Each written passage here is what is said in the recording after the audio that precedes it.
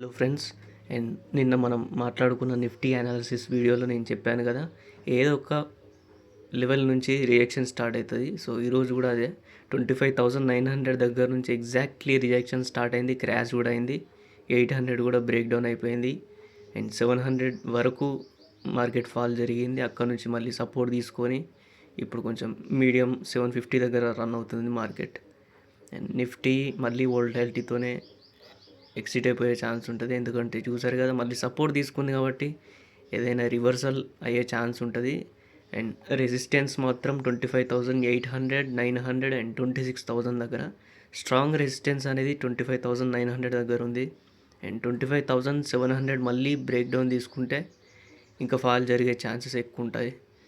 Maximum నిన్నటి 25,600 level touch అయ్యే chances అయినా ఉండొచ్చు. ఆర్ ఎల్స్ 25,680 నుంచి అయినా మళ్ళీ రివర్సల్ అయ్యే ఛాన్స్ ఉంటుంది.